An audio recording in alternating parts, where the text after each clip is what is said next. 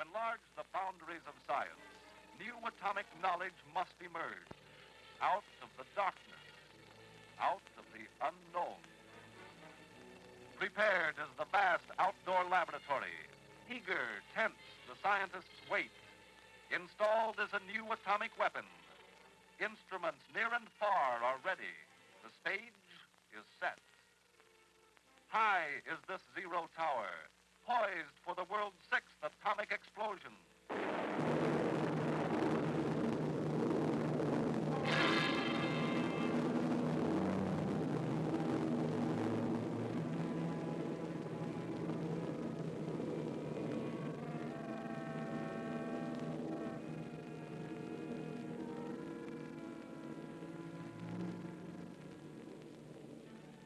What had been a pillar of fire in the darkness is now a pillar of cloud by day, symbol of Operation Sandstone.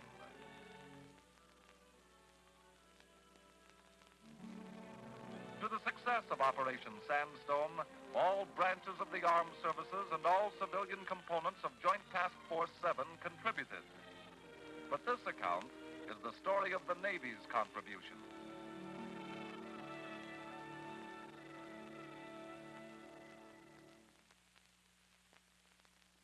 At the beginning, its low-lying islands strung like beads on a necklace. Enewetak is like many other atolls of the Marshall Islands. Surf-washed coral reef, studded with a regular pattern of coconut groves laid out long ago. Down come the stately palm trees. Cleared away is the tangled thicket of tropical growth. Out of this isolated wilderness, the Army engineers are gouging a permanent proving ground for the Atomic Energy Commission. This early phase and later phases required great quantities of supplies. Who delivered them? The Navy. How much? Better than 57,000 measurement tons. At Port Hueneme and at many other ports of the naval establishment, the preparation resembles loading of an invasion fleet. And the details are as fully masked behind a curtain of security as if there were to be a military invasion. At this juncture, Operation Sandstone is top secret.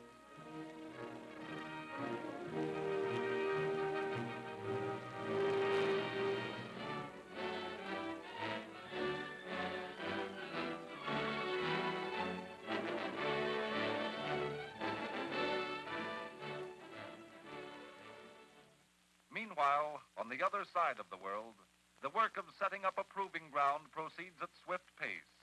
The march of events in a tight time schedule is abundant proof that inter-service planning has been good and that the coordination of civilian and military groups is excellent.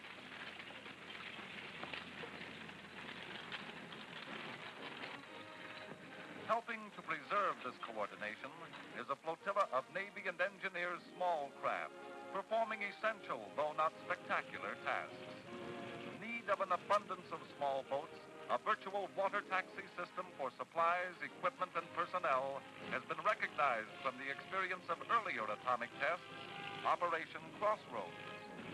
Mother of this busy brood of small craft is the Comstock, a landing ship dock which serves as the headquarters of the boat pool and is a self-contained, flexible repair facility.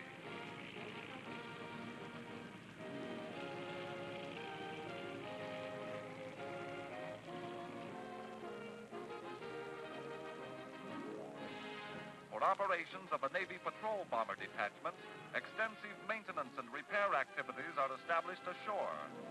Air facilities had already been developed here during World War II, when Enewetak, wrested from the Japanese by amphibious operations, had become an important air base.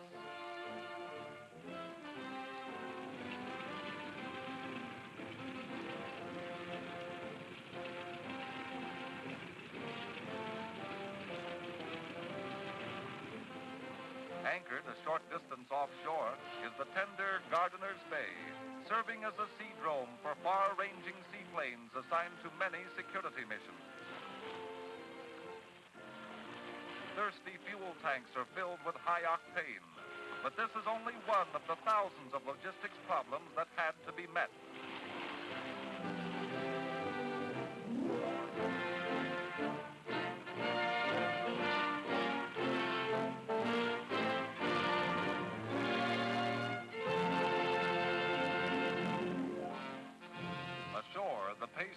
increases. Here again, logistics play a major role. Fuel for the machines, tools for the men, cement by the multiple ton, all brought thousands of miles to create for the Atomic Energy Commission at this remote outpost an atomic test ground. Dominating the proving ground and its many installations are the 200-foot zero towers and the 75-foot photo towers. Disposed at various distances from the zero towers, experimental blast structures of the Navy's Bureau of Yards and Docks go up. Able to beach itself during loading procedures, an LSM has been chosen for the task of laying a submarine cable, another Navy function.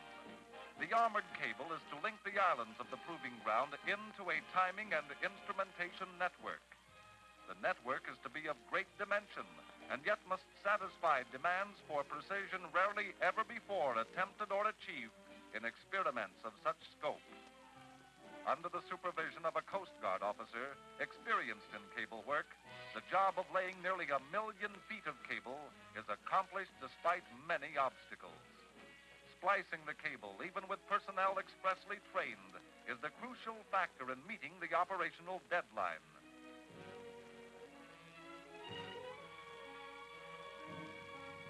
Many hands make light work, although the cable weighs almost a ton per 1,000 feet. While these advance echelons are busily engaged, back in the United States, the main body of Joint Task Force 7 gets underway.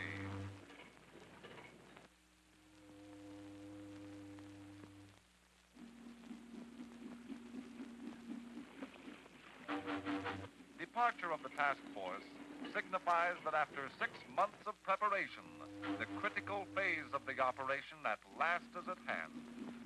Stowed in the holds are thousands of delicate instruments and great new quantities of supplies. Aboard are large groups of scientists, military units participating in atomic weapon development, and a command staff organized on war-tested principles of joint operation. Lashed to the decks are aircraft being ferried to various points on the 4,500-mile voyage. Underway procedure follows rigid military precautions. Atomic secrets, atomic weapons, atomic know-how, all are precious freight that give ominous meaning to sleek destroyers keeping vigil on the flanks of the task force. Ships are for logistics, but ships are for security, too. The converted seaplane tender, Curtiss, provides definite facilities needed on her present mission. Routine tasks going on topside belie the secret work being performed in the shops and laboratories below.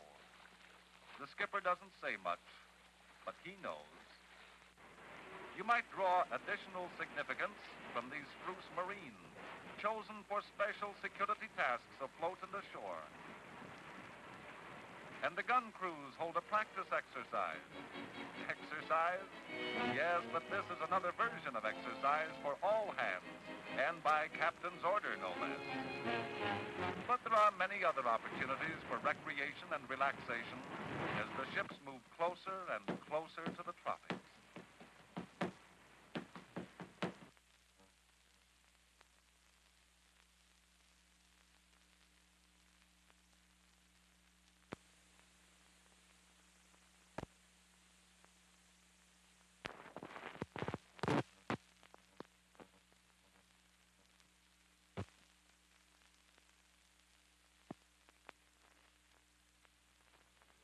Serving as the principal laboratory ship and as home and headquarters of the scientific staff is the Albemarle, sister ship of the Curtiss. Like other ships of the force, she is a weather station gathering data for daily forecasts. Later, she'll be integrated into an extensive weather network. Now, this is the way a deck is scrubbed, and this is the way a deck is, decorated. But while the work of the deck force sometimes coincides with leisure for the passengers sunning themselves in the balmy sea air, the ship is taut and happy. Below, the scientific staff spends long hours consulting on technical and operational problems. With the armed services in supporting roles, it is the civilian scientific group, drawn from many laboratories but directed by the Atomic Energy Commission, that is at the heart of the experiments. These men will determine the relative merits of 3 new weapons. Many tasks of the scientists demand air-conditioned laboratories. Temperature and humidity control and dust-free conditions are essential, particularly while delicate instrument assemblies are being made. Thousands of spare parts are stored by the scientists, but skilled machinists of the ship's force often manufacture spares in emergencies. Almost equally as many tasks are being performed aboard the carrier Bikini. Radiological safety classes conducted underway afford an example of the excellence of the operation from the standpoint of national preparedness and security. Officers drawn from all the armed services are briefed on radiological dangers and trained in the techniques and problems of radiological safety. Various projects also provide opportunities for testing under field conditions many new instruments, operational procedures, and decontamination and safety techniques. The laboratories on the Bikini, hence, are important at all stages of the operation.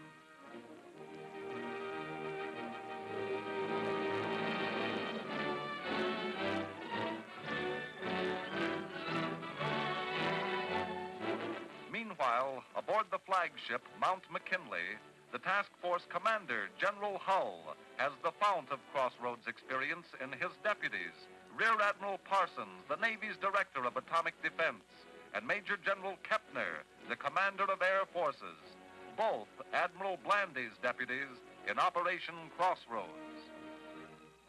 As a command ship, the McKinley has earned her title, the Mighty Mac. She again proves her ability to tackle a difficult job and get it done. No, not one job, but hundreds of different jobs. She is the command post, the information center, the weather central, the Naval Task Group headquarters, and the station of the air commander. In and out of her communications rooms flow thousands of messages coordinating the task force. Because of the nature of the operation, encrypted traffic is heavy. But busy as are her communications channels, there is stress on all measures of security, too, and radar operators alert at their posts bespeak caution and preparedness.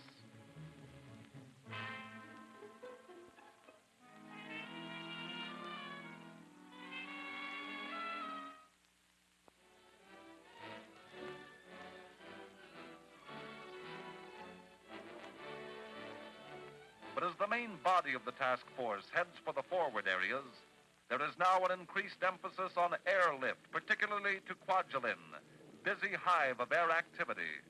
Considerable rehabilitation has been conducted of facilities little used since World War II, or Operation Crossroads.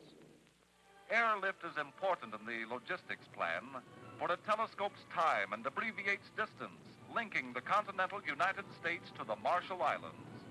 High-priority freight and important personnel are sped to many destinations by aircraft of the Military Air Transport Services. Airlift gives further flexibility to a complicated operations plan, permitting critical materials to be delivered with minimum delay and allowing difficult schedules to be met. To the Air Force has been assigned the majority of air duties, and here at Kwajalein are based the principal air components. Included in the flight plan are Navy Air-Sea Rescue units, whose amphibians are equipped with small boats that can be parachuted to the surface of the sea. Navy-converted B-17s are used for anti-submarine patrol.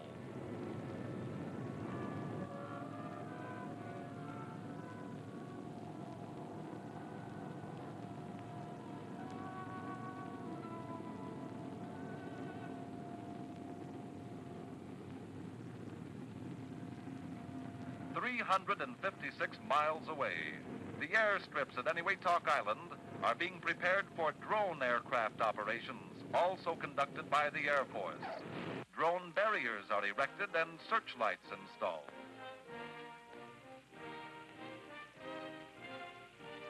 Certain areas of the proving ground are leveled. while at other points, earth barricades are formed to absorb or deflect the expected blast pressures. Activity reaches high pitch. Now hundreds of jobs are being done at once. Work, work, work.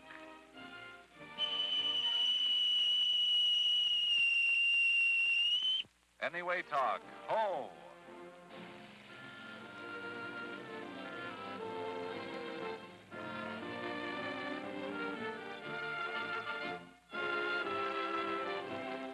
The main body of the task force arrives and anchors in the lagoon.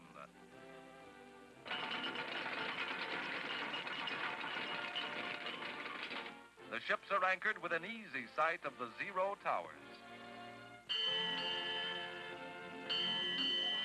At last, it is evident what a major part the Navy plays. Why, nearly 3/5 of the task force of 10,000 are drawn from Navy ranks. To supply and house, feed and guard an operation of this sort requires various elements of sea power. Tankers, destroyers and destroyer escorts, transports, tenders, amphibious craft, repair ships, refrigerator and provision ships, and a host of specialized craft. In this tropical lagoon, a virtual community afloat, the ships compose a versatile and powerful force, capable of many tasks, doing all the tasks assigned, doing them well. Passengers delivered, 2,700. Food delivered, nearly 2,000 tons. Drinking water manufactured for units not self-sustaining, 22 million gallons. Diesel fuel delivered, better than 1.5 million gallons. Motor gasoline delivered, more than 500,000 gallons. Aviation gasoline delivered, more than 600,000 gallons. Black fuel delivered, nearly 6 1/3 million gallons.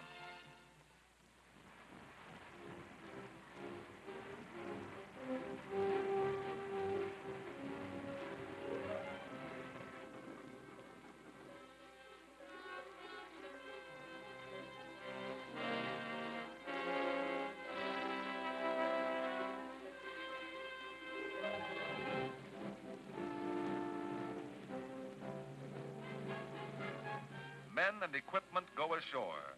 Many phases of the instrumentation projects must still be carried out.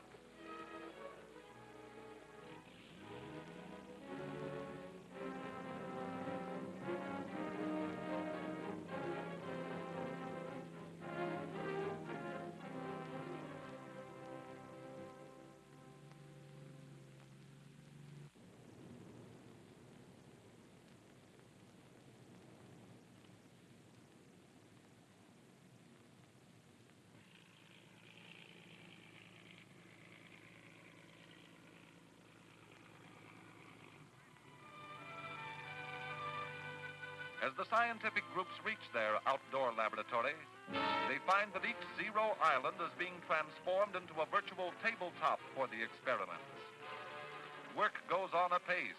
Rigors of the tropical climate make each new project a challenge, each day's work a trial, and each completed task a triumph.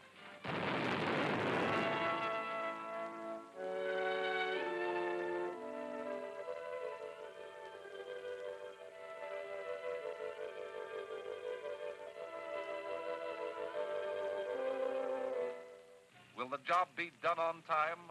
It must be done on time. But there is sweat beneath the pitiless sun, and the coral sand, now robbed of its vegetation, provides many a trap for even those vehicles designed to operate on difficult terrain.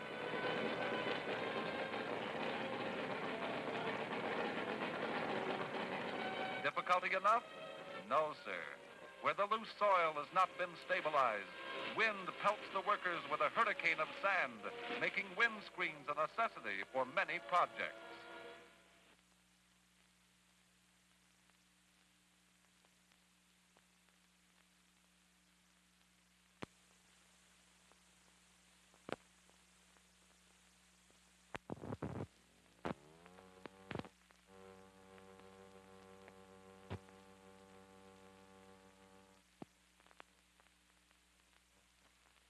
In a dual experiment by Los Alamos scientists to detect the presence of neutrons at various distances from the Zero Tower, cables are set out. One cable, to which flotation planks have been attached for the sake of buoyancy, is hauled out to the lagoon. These balsa rafts, lowered from the Albemarle, serve as platforms for sample containers that are to be moored to the cable like a string of tiny islands. Also oriented from the foot of the Zero Tower, a second cable experiment is set up with sample containers mounted on tripods and variously shielded. Like a gigantic clothesline, the cables with neutron-detecting samples attached will be reeled in after the detonation. Thousands of man-hours are consumed by jobs that are sheer physical labor. Soil stabilization is necessary to minimize dust and to solidify earth mounds that will absorb or deflect blast. Coaxial cables and the hundreds of instruments must be dust-free if they're to render the precise results demanded by the operation. To avoid dust, many instruments are installed a minimum interval before abandonment of the Zero Island. Since data must be precise, each wall of these blockhouses gets an identifying number. This structure is a reference too. Tower cameras aimed at the fireball stage of the explosion will include it as a known measurement. Important to the architects of an atomic age is the study of blast effects and blast deflection in relation to various surfaces, angles, and structural techniques. These strange objects, preformed in the United States and shipped to Enewetak for installation by the Army engineers, comprise a test conducted by the Navy's Bureau of Yards and Docks. The structures are of different shape and size, set in different footings, and disposed differently to the Zero Tower. Hence, a great variety of data will result. To make certain that atomic secrets are safeguarded is the job of the Security Force, a combined civilian military group who have charge of segregated areas and who make certain that access to these areas is granted only to authorized personnel. Many jobs remain to be done in the short interval remaining. As preparation for future tests, animal chambers of the Navy's Bureau of Medicine and Surgery are being given a limited trial ashore and in the lagoon. Thermal plaques of the Bureau of Ships contain colored and glossed material, plastics, and fabrics. Gamma stations have collimating tubes correctly aimed to channel radiation from the fireball and the rising cloud, to which ionization chambers within the shelter must be aligned. This is another experiment of the Atomic Energy Commission that requires precision and infinite care. Access ports of the gamma stations are shielded with cans of boric acid to absorb stray neutrons. Military personnel whose tasks for the present are completed are being evacuated to a safe distance at sea.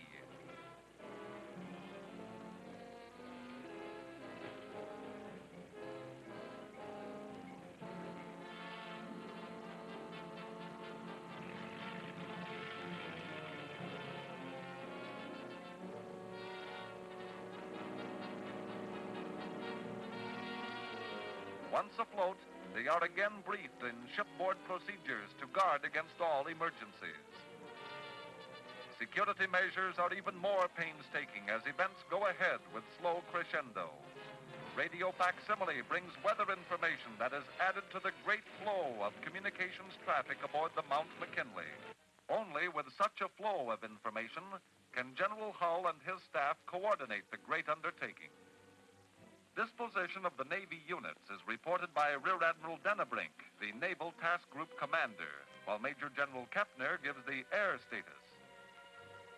With the staff so readily assembled for discussion of interrelated problems, flexibility is imparted to a complex operations plan.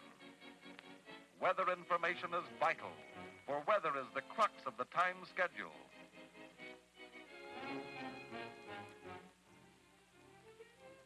Upon the forecasters depend many of the command decisions now to be made.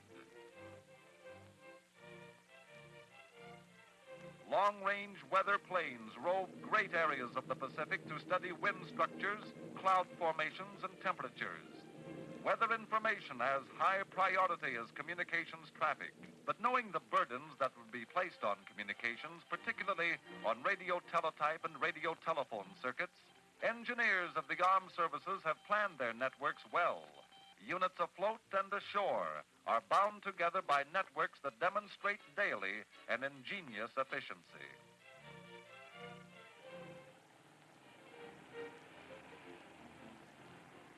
At Kwajalein, Air Force photoplanes are fueled and camera installations completed for full-scale dress rehearsal.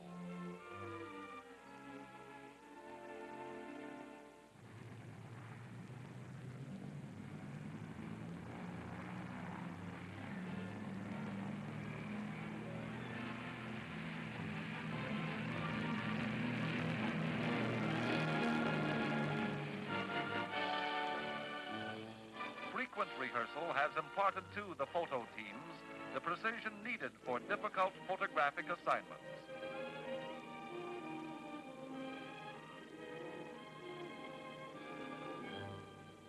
Of the photo towers at the proving ground, most interesting is that built on a coral shoal in the middle of the lagoon. Here, batteries of motion picture cameras running at various speeds to record the phenomena of atomic explosion will all be remotely triggered. Augmenting them are banks of still cameras. Last-minute projects are now being accomplished by scientific groups still on the Zero Island. Blast harps strung with soft wire are set out to give direct readings of blast pressures. Blast cans, called penny gauges, another economical method of obtaining direct readings of the blast, are put in place. Film, sensitive to gamma rays, is being distributed at hundreds of places, some exposed and some concealed in the blast structures. Navy experiments are many. This channeled device, called a film howitzer, will provide data on gamma penetration when angles are involved. Nearby, snugly tied in glass cloth, is a packet of medical samples. Between steel plates, representing various hull thicknesses, film will measure radiation penetration in relation to shielding. The Bureau of Ships also wants to study thermal effects and determine decontamination procedures in relation to these racks of paints, varnishes, enamels, woods, and plastics, all to be exposed to atomic explosions. As a guide in the design of modern ships, the Bureau of Ships needs an abundance of information. And the Bureau of Medicine and Surgery, searching for a simple, inexpensive, but accurate index of exposure to gamma radiation, is testing these crystals that will change color according to the amount of irradiation. Such tests may have far-reaching effects in the exploration of many phases of an atomic era. Shielding afforded by cement is being studied, too. Biological assay material exposed for Navy medical studies is guarded from tropic heat and humidity by wrappings of glass wool.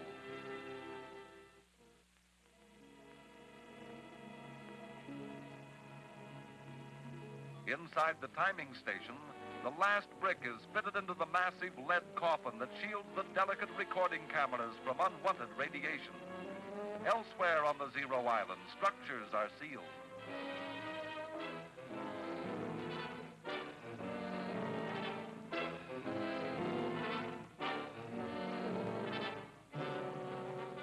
Sentinel against the sky, this colossus of a zero tower is a symbol of a job done, a weapon installed, a laboratory ready.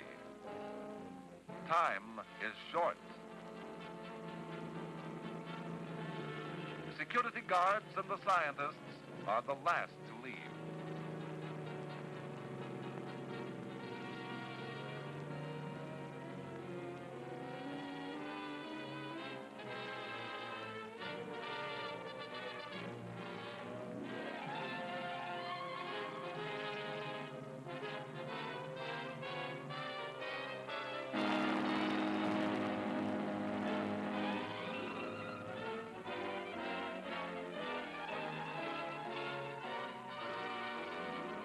The major ships now stand away from the Zero Island, although still within the lagoon.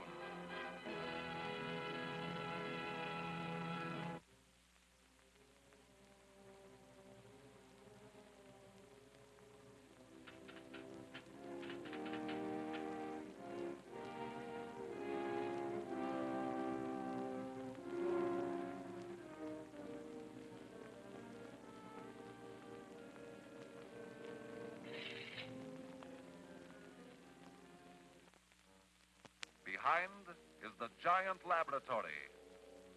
Mute. Deserted.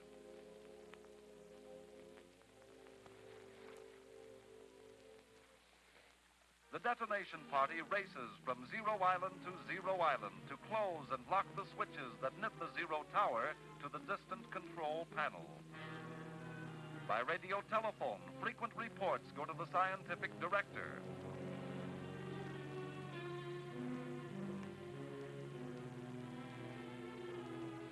Nightfall brings a new assortment of tasks, each one important. Now is no time for let-up.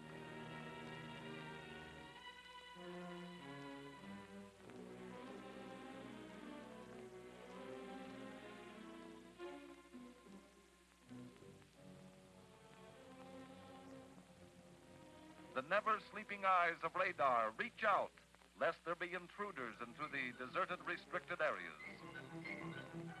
Communications has a heavy responsibility.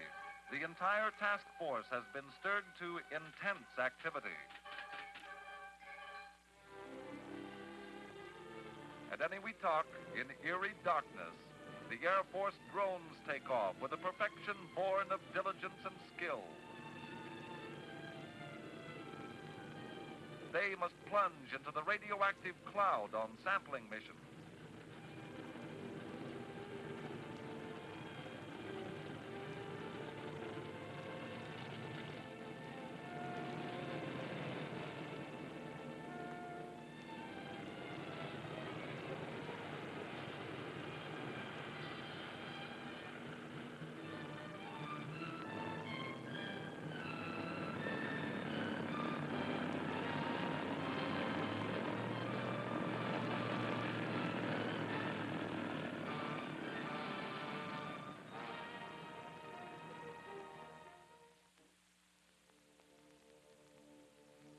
Nearby at the control island, a telemeter tower looms up, its antenna ready to receive signals from the blast footings that scientists within the telemetering station can record and interpret. The detonation party arrives and mounts to the control station, ready for X-ray day and the world's 6th atomic explosion. What secrets will be plucked from the darkness and the unknown? At what new frontiers does man stand? Stand by for final time signal. Stand by for final time signal. At the sound of the gong, it will be minus 20 seconds. Stand by. At the sound of the gong, it will be minus 10 seconds. Minus 10 seconds.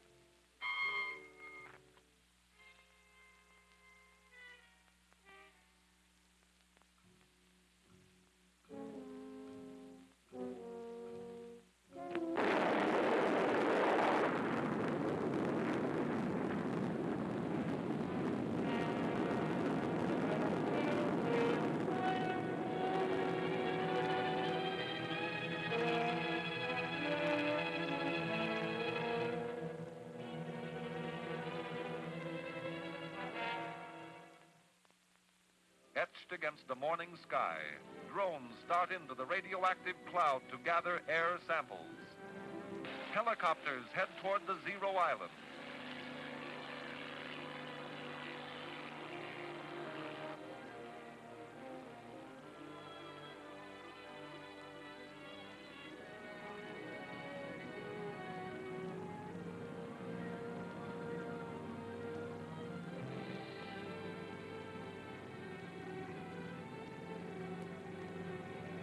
And the drones come home, their spectacular jobs done.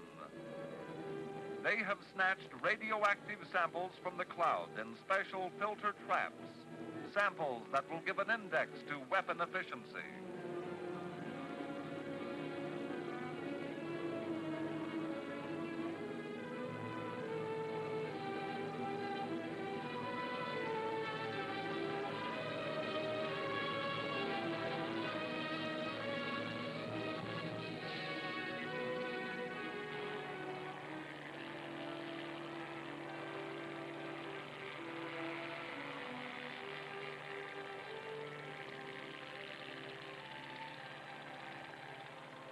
Each person returning from exposure to radioactive areas, whether that exposure was in the sky or on the ground, must be carefully monitored.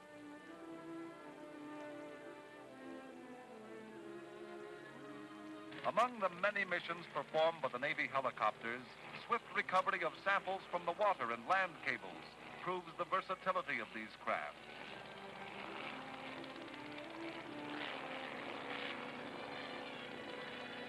The samples are dropped to neutron measurement crews on the deck of the Albemarle and rushed to the ship's laboratories for counting procedures.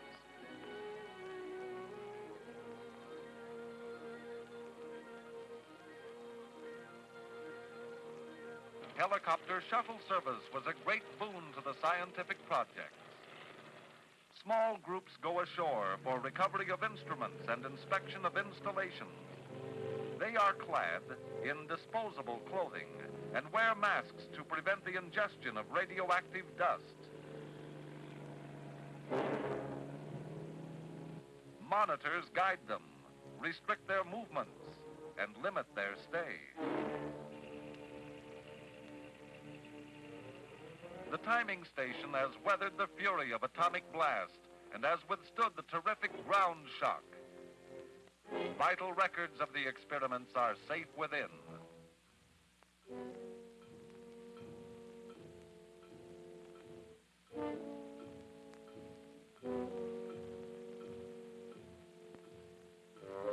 Everywhere are the telltale exhibits of the violence of the explosion. Some tell a vivid story and need no further explanation. Others require careful scrutiny. Assembly of data begins swiftly, although there must be no lingering in radioactive areas. Navy medical men gather up sample packets that will provide diversified material for careful laboratory analysis.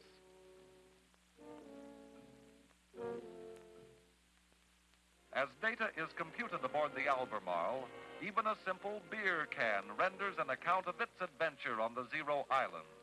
Weight of water in the crumpled can will give the scientist a direct reading of blast pressures from pre-computed tables. Other data has been recorded on negatives, which may be examined like this one. As busy as the scientists have been before, they still lose no time now in analyzing the results and compiling figures needed by the test director and the Atomic Energy Commission. But the proof testing of 2 additional new weapons remains. Stand by for Yoke Day.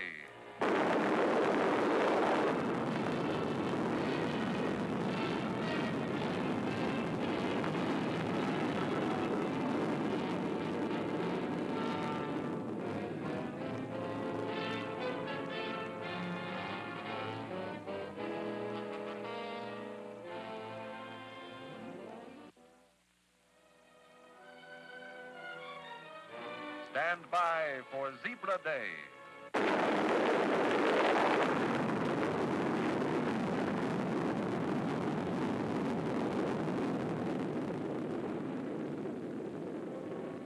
To the men of the task force, might unleashed by new atomic weapons is great indeed. But greater still is the might of a mighty nation working together. The Atomic Energy Commission's new proving grounds and these new tests were made possible by teamwork. And while this account stressed the story of the Navy's contribution, it was a contribution to a joint task force and to a united effort in Operation Sandstone.